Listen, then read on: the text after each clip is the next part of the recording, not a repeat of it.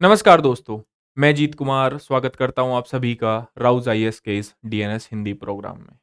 दोस्तों, आज के सेशन में हम 8 जनवरी 2024 के द हिंदू, इंडियन एक्सप्रेस के उन महत्वपूर्ण आर्टिकल्स पर चर्चा करेंगे जो आपके अपकमिंग यूपीएससी सीएससी की परीक्षा के लिहाज से महत्वपूर्ण साबित हो सकते हैं।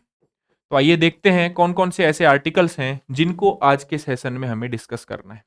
तो बेसिकली टोटल आज हम 3 आर्टिकल्स पर चर्चा करेंगे। 3 आर्टिकल्स कौन कौन से हैं? पहला है इंडियन एक्सप्रेस के पेज नंबर 8 पर आपको देखने को मिल जाएगा जीडीपी से संबंधित। दूसरा आर्टिकल इंडियन एक्सप्रेस के पेज 5 और आपको द हिंदू में भी ये आर्टिकल देखने को मिल जाएगा, advance landing ground. Third article जो है वो है भूस्खलन या फिर लैंडस्लाइड से संबंधित, जो आपको द हिंदू के साइंस पेज पर देखने को मिल जाएगा। तो इनमें से 2 आर्टिकल जीडीपी और एडवांस लैंडिंग ग्राउंड को हम प्रीलिम्स या प्रारंभिक परीक्षा के दृष्टिकोण से देखेंगे, एंड भूस्खलन को हम देखेंगे मेंस की परीक्षा के दृष्टिकोण से। ठीक है, तो चलिए तीनों आर्टिकल्स को डिस्कस करते हैं वन बाय वन करके। तो पहला आर्टिकल का संदर्भ समझते हैं एंड देन फिर पूरे तरीके से उस संदर्भ से क्या टॉपिक समझा जा सकता है उस पर हम चर्चा करेंगे। तो आर्टिकल बात करता है एनएसओ के निकाले हुए फर्स्ट एडवांस एस्टीमेट की। ठीक है, सो राष्ट्रीय सांख्यिकी कार्यालय ने जनवरी के पहले वीक में फर्स्ट एडवांस एस्टीमेट निकाला है, जिसमें यह बताया है कि चालू वित्त वर्ष में जो जीडीपी है वो पिछले वित्त वर्ष के मुकाबले ज्यादा ग्रोथ करेगी या ज्यादा अच्छे से परफॉर्म करेगी। तो ये है पूरा के पूरे आर्टिकल का कंटेक्स्ट। हालांकि एनएसओ या कहीं कहीं आपको सीएसओ देखने को मिल जाएगा, तो आपको जनवरी में है ना, फेब के एंड में, मई में ऐसे एस्टीमेट जीडीपी से रिलेटेड निकालती रहती है।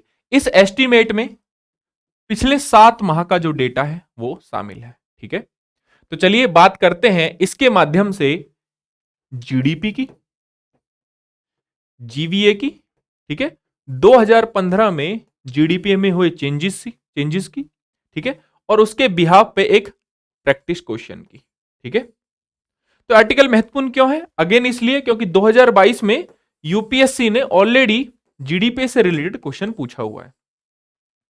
ठीक है, इसलिए आर्टिकल महत्वपूर्ण है। तो चलिए सबसे पहले जानते हैं जीडीपी के बारे में। तो जीडीपी होती क्या है?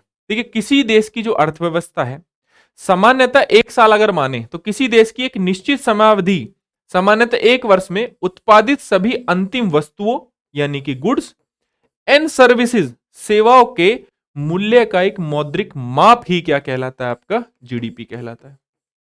तो फाइनल गुड एंड सर्विसेज का जो मौद्रिक माप है किसी भी देश का 1 वर्ष के दौरान या किसी अर्थव्यवस्था का 1 वर्ष के दौरान, सामान्यतः 1 वर्ष लिया जाता है, तो उसको कहा जाता है जीडीपी।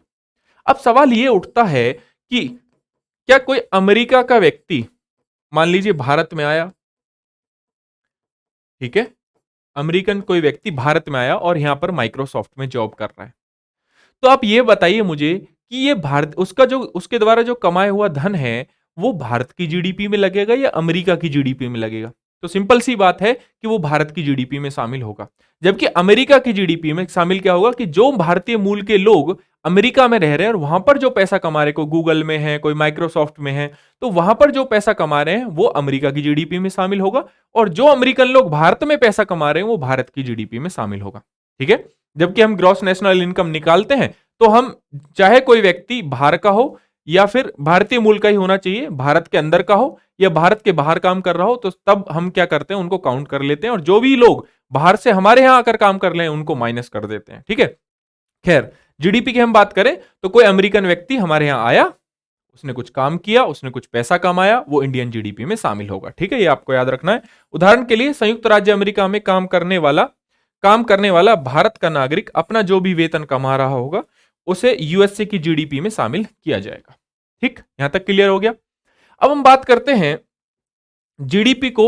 जीडीपी 2 टाइप की होती है, एक होती है आपकी रियल जीडीपी, वास्तविक जीडीपी, एक होती है नॉमिनल जीडीपी, सांकेतिक जीडीपी होती है, ठीक है। अब नॉमिनल जीडीपी को करंट मार्केट प्राइस पर, ठीक है, मार्केट प्राइस पर अगर जीडीपी को निकाला जाता है तो हम कह सकते हैं कि वो नॉमिनल जीडीपी है, ठीक है। रियल जीडीपी कब निकलेगी? अगर करंट मार्केट प्राइस में से इन्फ्लेशन को माइनस कर दे, यानी कि मुद्रास्फीति को माइनस कर दें, तो हम कह सकते हैं जो जीडीपी निकलेगी वो निकल जाएगी हमारी वास्तविक जीडीपी। तो जीडीपी दो प्रकार की होती है, एक रियल जीडीपी, एक नॉमिनल जीडीपी। नॉमिनल जीडीपी मतलब जो भी करंट मार्केट प्राइस के बेसिस पर जो जीडीपी निकाली जाती है वो आपकी नॉमिनल जीडीपी, और उसी में से अगर हम इन्फ्लेशन को माइनस कर देते हैं तो हमारी निकल आती है आपकी रियल जीडीपी। और जीडीपी का जैसे बेस ईयर की बात करें तो भारत के केस में जीडीपी का जो बेस ईयर है वो अभी है 2011, ठीक है। चलिए आगे बढ़ते हैं। अब जीडीपी में क्या क्या चेंजेस हुए उसके लिए आपको जीवीए जानने की जरूरत है। जीवीए जानने से पहले एक कहानी समझिए कि 2015 में क्या क्या परिवर्तन हुए। देखिए 2015 में दो बड़े परिवर्तन हुए। पहली बात, हमने जीडीपी को मापना शुरू करा बाजार मूल्य पर, मार्केट प्राइस पर, ठीक है, पहली महत्वपूर्ण बात। दूसरी महत्वपूर्ण बात यह है कि हमने जीडीपी को के फैक्टर कॉस्ट को, जीडीपी के फैक्टर कॉस्ट को रिप्लेस कर दिया जीवीए के बेस प्राइस से।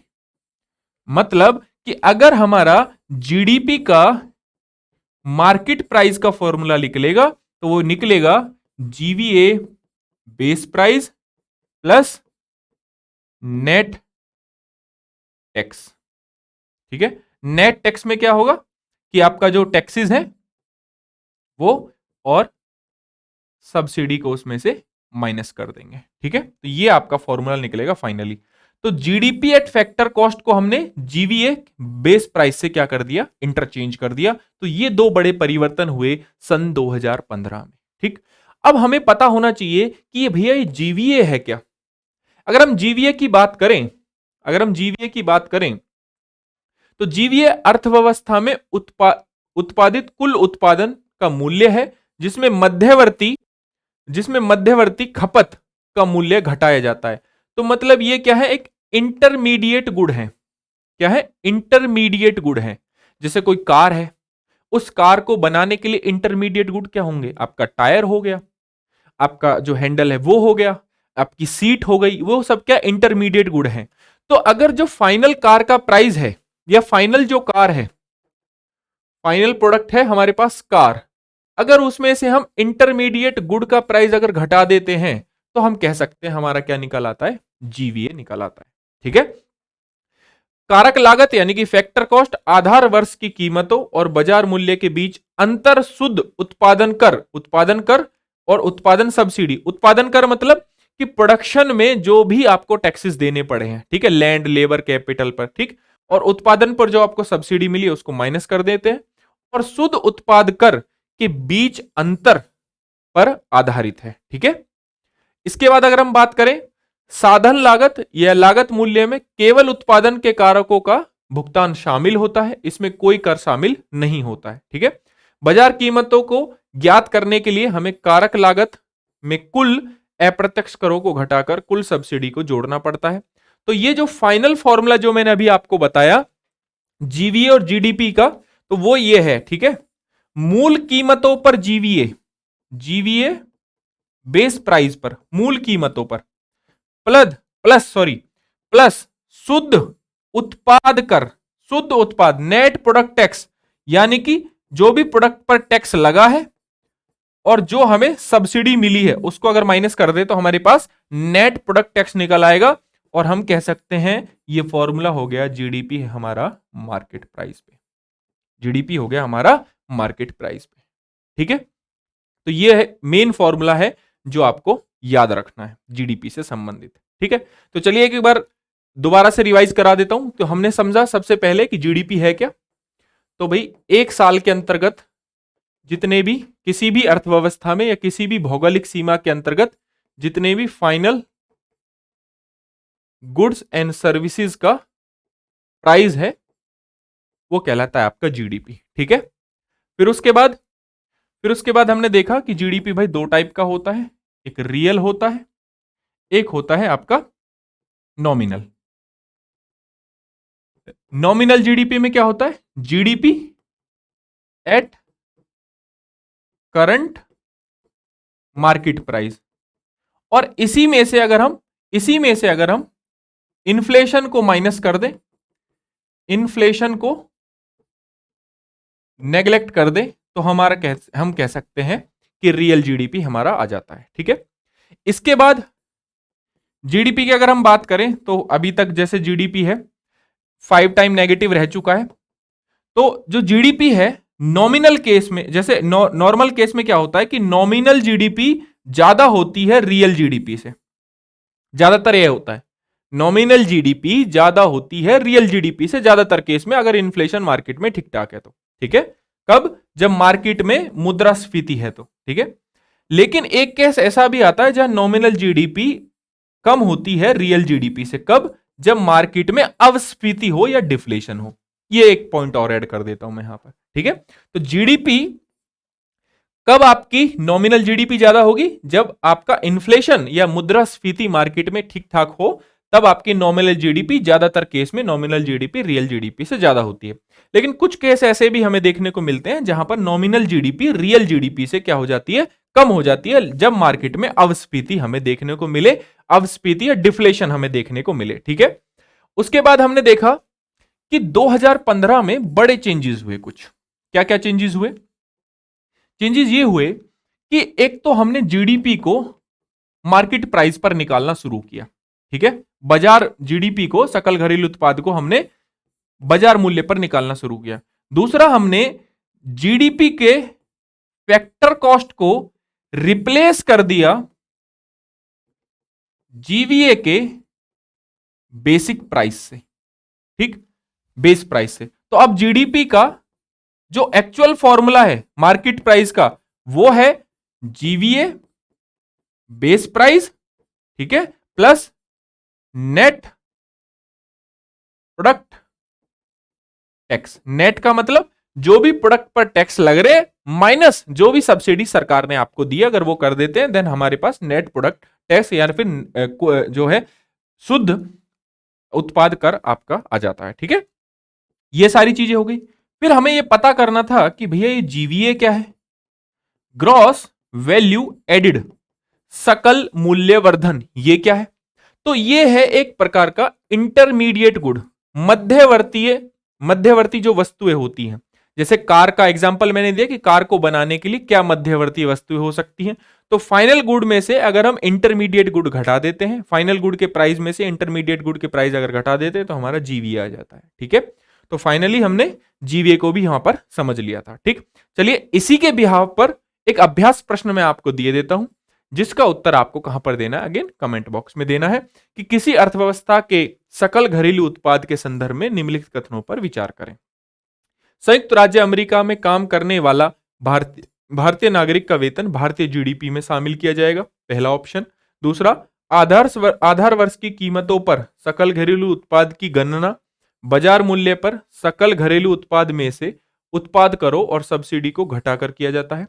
दूसरा ऑप्शन, थर्ड ऑप्शन है, वर्ष 2015 में भारत में जीडीपी की गणना बाजार मूल्य की बजाय आधार वर्ष की कीमतों पर किया जा रहा है। ठीक है, तो कितने कथन इसमें से सत्य हैं, केवल एक, केवल दो, सभी तीनों, उपरोक्त में से कोई नहीं।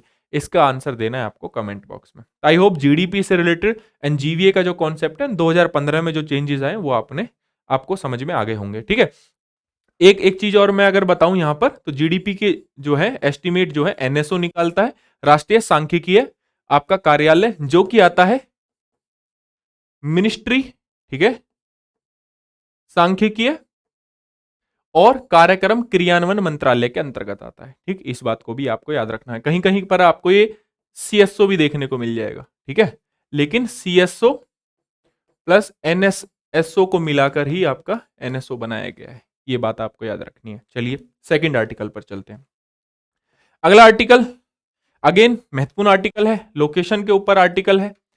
तो कंटेक्स्ट समझते हैं। ओवरऑल अगर आप इस आर्टिकल को पढ़ोगे तो आपको भी नॉर्मली संदर्भ इसका समझ में आ जाएगा। सारी की सारी चीजें इस आर्टिकल में लिखी है जो मैं आपको बताऊंगा। इसके आर्टिकल का एक एक पॉइंट मैं आपको बताऊंगा, ठीक है। तो हुआ क्या है, in first in a first C-130 super Hercules tactical transport aircraft of Indian air force made a night landing at the advance landing ground in Kargil. तो कारगिल में जो एडवांस लैंडिंग ग्राउंड है वहां पर रात के समय क्या हुआ है, एक एयरक्राफ्ट है इंडियन एयरफोर्स का, क्या नाम है, C-130 super Hercules tactical transport aircraft. तो इसको क्या है वहां पर लैंड कराया गया है, और कहां पर, क्लोज टू द LOC, और किसके साथ, कुछ वहां पर गरुड़ स्पेशल फोर्सेस के साथ, ठीक। तो ये कुछ आर्टिकल के बारे में सारी सारी चीजें यहां पर बताई हुई है। तो चलिए इसको मैं बता देता हूं कि ओवरऑल ये आर्टिकल महत्वपूर्ण क्यों है, क्योंकि इसमें बात की हुई है कारगिल की।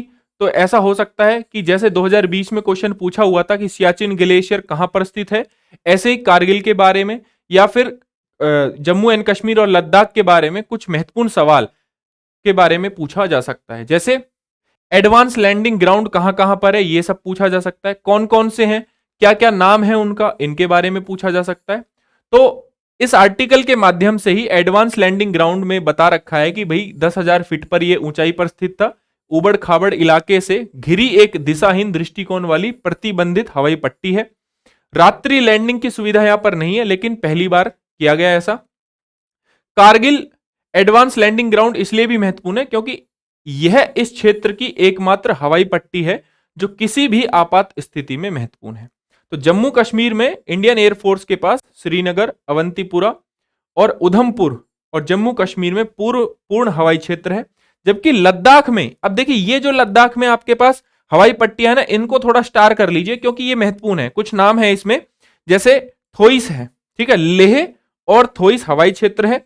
न्योमा, फुकचे और दौलत बेग ओल्डी में आपको क्या मिलेगा, ALG देखने को मिलेगा, यानी कि एडवांस लैंडिंग ग्राउंड आपको देखने को मिलेगा। तो कौन सा वाला, न्योमा, इसको स्टार कीजिए या अपने नोट्स में मेंशन कीजिए।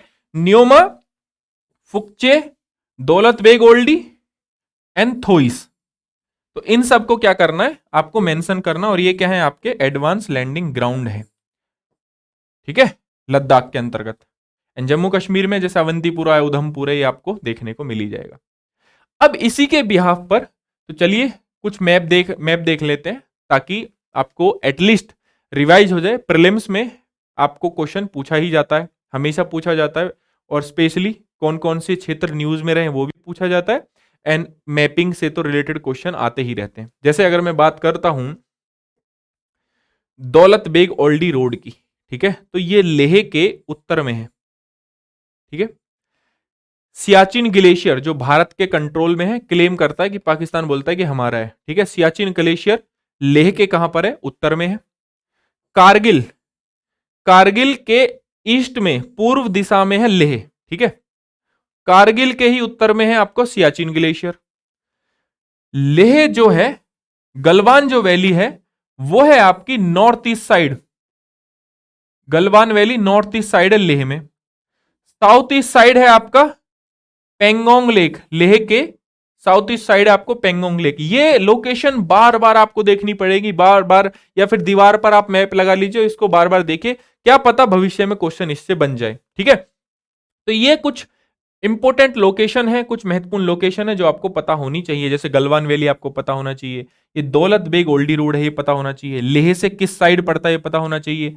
ये देखिए ससगम वैली है, ये आपको पता होना चाहिए। ये सियाचिन ग्लेशियर ये पता होना चाहिए। कारगिल पता होना चाहिए, ठीक है। और ये पेंगोंग तसो लेक है, ये आपको पता होना चाहिए। क्यों? क्योंकि इस पर तो काफी विवाद भी हुआ था, गलवान वैली में जो विवाद हुआ था, तो उस वक्त वैसे क्वेश्चन उस पर पूछ लिया था, एंड भविष्य में फिर से पूछा जा सकता है। तो एक संभावित प्रश्न हमने बनाया है, या अभ्यास प्रश्न आपके लिए बनाया है, जिसका अगेन आप कमेंट बॉक्स में उत्तर दीजिएगा।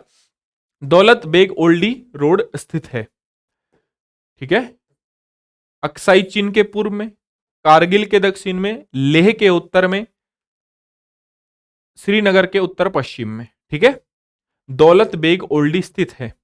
तो अगेन अगर यहां से अगर आप देखेंगे, दौलत बेग ओल्डी स्थित है आपका लेह के उत्तर में, तो इसका जो सही उत्तर है देन अगेन आप कमेंट बॉक्स में दे दीजिएगा। मैंने फाइनली आपको हिंट भी दे दिया, ठीक है।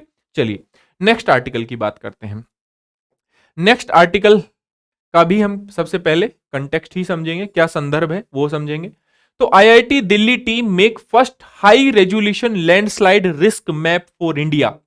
The Indian landslide susceptibility map is the first of its kind virtue of being on a national scale. तो हुआ क्या है, आप सबसे पहले समझिए कि आईआईटी दिल्ली की जो टीम है उन्होंने कहां कहां पर लैंडस्लाइड हो सकता है उसके लिए एक मैप बनाया है, ठीक है। उस मैप को बोला गया इंडियन लैंडस्लाइड ससेप्टेबिलिटी। एक ऐसा मैप जो ये बताता है कि एक तो रैंक देता है कि यहां पर सबसे ज्यादा लैंडस्लाइड हो सकते हैं और यहां पर कम संभावना है लैंडस्लाइड होने की। पहली बात तो ये। दूसरी बात ये कि भविष्य में कहां कहां लैंडस्लाइड हो सकती है, ये दो चीजें इंडियन ससेप्टेबिलिटी मैप बताता है, ठीक है। तो आई होप आपको इंडियन लैंडस्लाइड ससेप्टेबिलिटी मैप के बारे में समझ में आ गया होगा। और दिल्ली की टीम ने high resolution first time high resolution landslide risk map भी बनाया है, ठीक। ये आपको पता लग गया। अब यहां से हमें क्या सीखना है, यहां से हमें सीखना है डिजास्टर मैनेजमेंट से। आप इसको सबसे पहले कनेक्ट कर सकते हैं। यहां से हमें सीखना है लैंडस्लाइड या भूस्खलन के बारे में, ठीक है। अगेन भूस्खलन के बारे में क्यों सीखना है, क्योंकि 2021 में भूस्खलन से रिलेटेड यूपीएससी ऑलरेडी मेंस में क्वेश्चन पूछ चुका है, ठीक है। तो कारण पर, इसके प्रभावों पर और एनडीएमए के राष्ट्रीय भूस्खलन जोखिम प्रबंधन रणनीति के महत्वपूर्ण घटकों का उल्लेख करें, ठीक है। तो इस वीडियो में हम सारी की सारी चीजों पर चर्चा करेंगे। तो हम सबसे पहले बात करें कि लैंडस्लाइड होती क्या है। लैंडस्लाइड होती क्या है, भूस्खलन होता क्या है। तो जो आपकी डेब्रीज होती हैं, है ना, जो आपका मलबा होता है, भूस्खलन गुरुत्वाकर्षण के प्रभाव के तहत ढलान से चट्टान, मिट्टी या किसी जो वनस्पति है आपकी का तेजी से नीचे खिसकना, यह सामग्री गिरकर, लुढ़ककर, फिसलकर, फैलकर, बहकर नीचे आ सकती हैं। यही क्या कहलाती हैं, आपकी लैंडस्लाइड कहलाती हैं, भूस्खलन कहलाती हैं।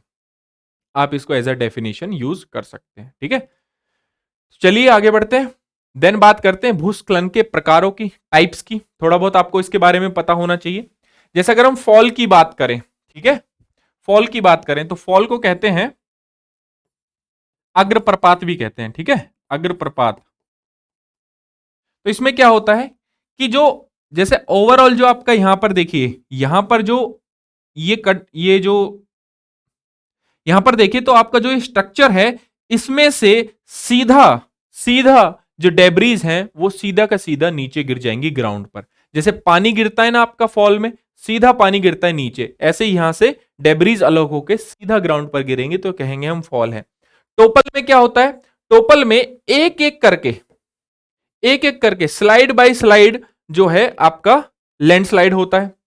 फिर उसके बाद आता है स्लाइड, इसके बाद आता है स्प्रेड, फ्लो। अब इसमें देखेंगे फ्लो को, फ्लो में अगर आप देखेंगे तो यहां पर ज्यादा वर्षा होने के कारण, ठीक है, एक्सट्रीम रेनफॉल होने के कारण, तो यहां पर जो मलबा है, यहां पर जो मलबा है वो मलबा क्या है, या डेब्रीज जो है वो यहां पर आ गई नीचे, ठीक है, डेब्रीज क्या हुई, नीचे आ गई। और ये सबसे कॉमन टाइप का ये भी है। एंड एक आपका देखने को मिलेगा आपको स्खलन स्लाइड। तो यहां पर क्या है कि मेन जो आपका स्ट्रक्चर है उससे जो वनस्पति है वो कमजोर हो जाती है, चाहे डिफोरेस्टेशन की वजह से हो, चाहे किसी वजह से हो। देन यहां पर क्या होता है कि यहां से मेन भूभाग से आपका कुछ हिस्सा नीचे की ओर धीरे धीरे खिसक कर आ जाता है। और रोड ब्लॉक अक्सर जो है आपने देखे होंगे, जैसे उत्तराखंड आप जा रहे हैं और रोड ब्लॉक हुआ पड़ा है, तो किस वजह से हुआ पड़ा है, ये सबसे कॉमन टाइप का लैंडस्लाइड है, ठीक है। तो और 2013 की जो केदारनाथ त्रासदी है उसमें प्रवाह या फ्लो लैंडस्लाइड की वजह से आपको देखने को मिल रही थी। क्यों, क्योंकि यहां पर भारी मात्रा में वर्षा हुई और जितने ज्यादा वर्षा हुई उससे क्या हुआ, या बादल फटे, जो भी हुआ, सारी की सारी डेब्रीज पानी के साथ मिक्स होकर नीचे की तरफ आ गई, जैसा कि आप देख सकते हैं इस 2013 के उत्तराखंड के इस फोटो को, ठीक है। चलिए आगे बढ़ते हैं। अब हम बात करेंगे कि ऐसे कौन कौन से कारण हैं जिसकी वजह से भूस्खलन होता है। तो ऐसे भूवैज्ञानिक कारण है, रूपात्मक कारण है, भौतिक कारण है, मानव जनित कारण है। मानव जनित आजकल ज्यादा हो रहे हैं। ठीक है, तो चलिए पहले बात करते हैं भूवैज्ञानिक की। कमजोर, संवेदनशील, अपेक्षित सामग्री, जोड़ों और दरारों की उपस्थिति, पारगम्यता और भौतिक गुणों में भिन्नता के कारण, टेक्टोनिक या ज्वालामुखी उत्थान, हवा और पानी के कारण कटाव, ढलान और उसके शिखर पर भार का अधिक जमाव या वनस्पति का हटना, ये क्या है, रूपात्मक कारण है। भौतिक कारण, तीव्र वर्षा, भूकंप, तेजी से बर्फ का पिघलना इत्यादि। मानव जनित कारण, ढलान या उसके तल की खुदाई करना, वनों की कटाई करना, खनन करना, सिंचाई करना, कृत्रिम कंपन कराना, जैसे चट्टानों को जब तोड़ते हैं तो कृत्रिम कंपन कराया जाता है। तो ये सभी कारण हैं जिनकी वजह से लैंडस्लाइड हो सकता है। प्राकृतिक कारण क्या है कि मान लीजिए बादल कहीं फट गया, बादल फटा तो बहुत भारी मात्रा में बारिश हो गई, है ना। जब बहुत भारी मात्रा में बारिश हुई तो जल जो है डेब्रीज के साथ या जो वहां के मलबा है उससे मिला और नीचे की तरफ आ गया। ठीक है, ग्लेशियर एकदम पिघल गया तो लैंडस्लाइड हो जाता है। ठीक है, उसके अलावा भूकंप आ गया, जैसे अगर हम बात करें हिमालयन क्षेत्र की, हिमालयन क्षेत्र की अगर हम बात करें तो हिमालयन क्षेत्र यूरेशियन प्लेट से भारतीय प्लेट टकरा रही है। तो यहां पर ये जो आपका हिमालयन क्षेत्र है ये ज्यादा संवेदनशील इलाका है। ठीक है, तो यहां अगर ये प्लेट टकरा रही है तो इसके कारण क्या हो रहा है, भूकंप आ रहा है, या फिर हम कह सकते हैं कंपन हो रही है बार बार, और इस कंपन के कारण आपको लैंडस्लाइड देखने को मिल जाता है। ठीक है, मानव जनित कारण में क्या हो सकता है कि बहुत ज्यादा मात्रा में आपने क्या करा, डिफोरेस्टेशन कर दिया, खनन कर दिया, ठीक है, कोई सुरंग बना दी, तो इन सब से भी क्या आपको देखने को मिलता है, लैंडस्लाइड। जैसे हाल ही में सुरंग में कुछ मजदूर फंसे थे, एंड देन उनको फिर रेड होल माइनर्स की मदद से निकलवाया गया था। ठीक है, तो एक उदाहरण था वो मानव जनित लैंडस्लाइड का। क्यों? क्योंकि हम वहां पर एक टनल बना रहे थे। ठीक है, सिल्क यारा टनल के नाम से जानी जाती है वो। चलिए आगे बात करते हैं कि क्या डेटा है, कौन कौन से भारत में भूस्खलन प्रवण क्षेत्र कौन कौन से हैं। तो भारतीय भूवैज्ञानिक सर्वेक्षण के अनुसार भारत के लगभग 12.6% भूमि क्षेत्र को कवर करने वाला 0.42 मिलियन वर्ग किलोमीटर भूस्खलन का खतरा है। भूस्खलन का खतरा कहां कहां पर है, ओवरऑल अगर आप देखेंगे तो 12.6% भूमि क्षेत्र को कवर करने वाला 0.42 मिलियन वर्ग किलोमीटर क्षेत्र पर भूस्खलन का खतरा, लैंडस्लाइड का खतरा है। ठीक है, ये डेटा आप यूज करिएगा, है ना, जब आप क्वेश्चन लिखें। भारत में भूस्खलन अधिकतर मानसून के मौसम के समय होता है। क्यों? कि मानसून के मौसम के समय ही क्यों होता है, जैसे अगर हम बात करें हिमालयन क्षेत्र की, ठीक है, हिमालयन क्षेत्र की जो चट्टान है, रॉक्स हैं, ये बनी आपकी अवसादी, ये अवसादी प्रकार की चट्टानें हैं। अवसादी प्रकार की चट्टानें थोड़ी सी ढीली संरचना की होती हैं या थोड़ी सी कमजोर संरचना की होती हैं। ठीक है, अब जब भारी मात्रा में वर्षा होती है तो वर्षा का जल इनमें क्या होता है, घुलनशील होता है, घुलनशील हो जाता है, तो इसमें धीरे धीरे क्या है, खिसकाव हमें देखने को मिलता है, या लैंडस्लाइड हमें पहाड़ी एरिया में देखने को मिलती है। ठीक है, जबकि लैंडस्लाइड कम होगा जहां पर आग्नेय चट्टान होंगी। ठीक है, अवसादी चट्टानों में ज्यादा आपको लैंडस्लाइड देखने को मिलेगा। ठीक है, सबसे संवेदनशील जिला उत्तराखंड के में रुद्रप्रयाग और टिहरी गढ़वाल देश में सबसे अधिक भूस्खलन प्रवण जिले हैं, ये भी आपको याद रखना है। अधिकतम भूस्खलन 1988 से 2022 के बीच मिजोरम में भूस्खलन की अधिकतम संख्या 12,385 दर्ज की गई है। तो भूस्खलन को अगर हम देखें तो कहां कहां हो सकता है, तो पहला रीजन है आपका ये वाला हिमालयन क्षेत्र वाला, पहला क्षेत्र। दूसरा है वेस्टर्न घाट, थर्ड है नॉर्थ ईस्ट। ठीक है, ये थर्ड रीजन है। तो हिमालयन क्षेत्र में अगेन क्या है, आपकी अवसादी चट्टानें हैं। ठीक है, यहां पर एक प्लेट दूसरी प्लेट से मीट अप कर रही है। ठीक है, यानी कि यूरेशियन प्लेट आपकी इंडो ऑस्ट्रेलियन प्लेट से मिल रही है या भारतीय प्लेट से मिल रही है, जिसके कारण कंपन हो रही है या फिर भूकंप आता है बार बार, तो यहां पर लैंडस्लाइड देखने को मिलती है। वेस्टर्न घाट पर मानव जनित कारण भी है, ढलान बहुत ज्यादा है, एंड वर्षा और आर्द्रता के कारण, जो तापांतर के कारण इरोजन होता है, उसकी वजह से आपको यहां पर लैंडस्लाइड देखने को मिलती है।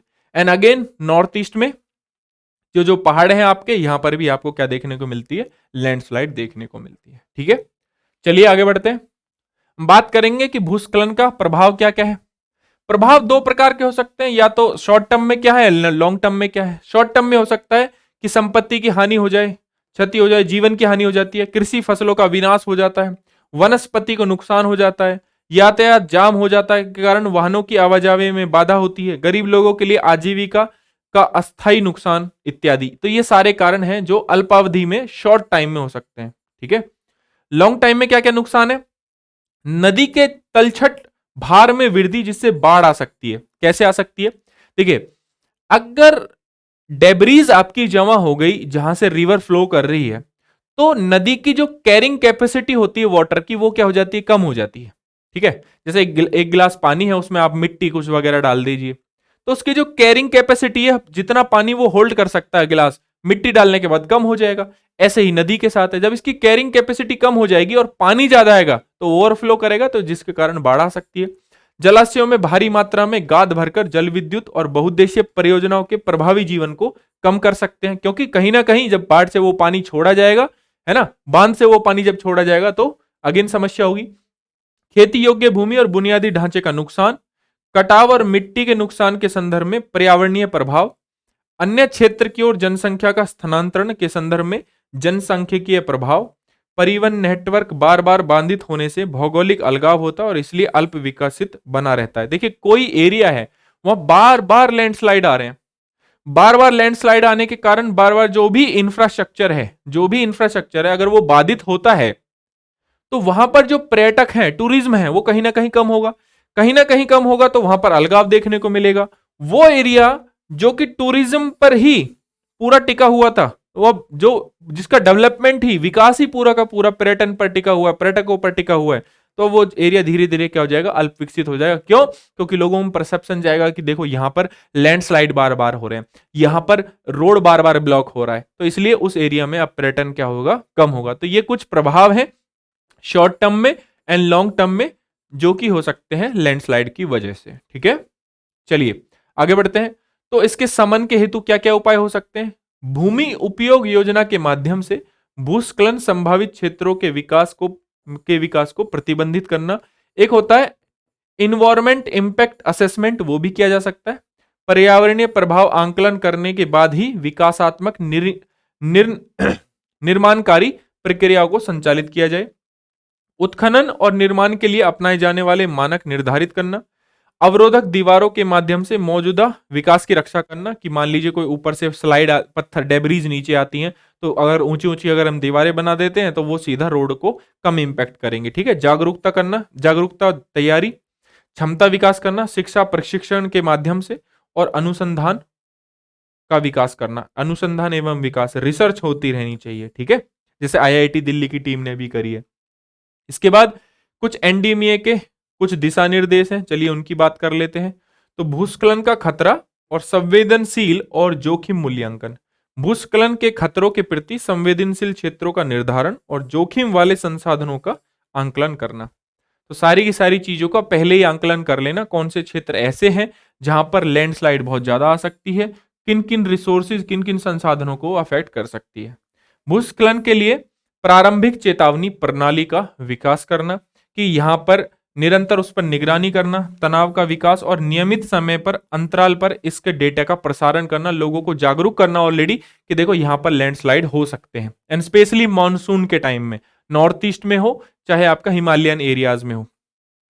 जोखिम के मूल्यांकन की जात और स्थानीय समुदाय को जागरूक करना, साथ ही साथ क्या उन्हें ऐसे कदम उठाने चाहिए जब आपका लैंडस्लाइड आएगा, और क्या ऐसे कदम नहीं उठाने चाहिए जब आपका लैंडस्लाइड आएगा। तो दोनों प्रकार की जानकारी स्थानीय समुदाय के पास भी होनी चाहिए। तो ये कुछ उपाय हैं जिसके माध्यम से लैंडस्लाइड से कुछ राहत पाई जा सकती है स्थानीय समुदाय को, या फिर ऐसे पर्यटकों को इसके माध्यम से कुछ जानकारी मिल सकती है, जिससे कि कुछ पर्यटक वहां पर फंसे ना, या फिर किसी को जान माल की हानि ना हो किसी की। ठीक है, तो ये है ओवरऑल भूस्खलन के बारे में, लैंडस्लाइड के बारे में, जहां पर हमने लैंडस्लाइड होता क्या ये सीखा, जहां पर हमने 2021 के क्वेश्चन है उसको भी देखा कि यूपीएससी ने किस टाइप का एक क्वेश्चन पूछा हुआ है मेंस में। फिर हमने देखा कि टाइप्स क्या है उसके, फिर हमने देखा कि उसके नुकसान क्या है, किन कारणों की वजह से आता है। ठीक है, कौन कौन से ऐसे कारण है जिसके लैंडस्लाइड जिसकी वजह से आ सकता है, क्या उसके समन के हेतु उपाय हैं, या फिर एनडीएमए के क्या उस पर दिशा निर्देश हैं। ठीक है, तो दोस्तों, राउज आईएएस के डीएनएस हिंदी प्रोग्राम में आज के लिए इतना ही। मिलते हैं नेक्स्ट लेक्चर में। Thank you.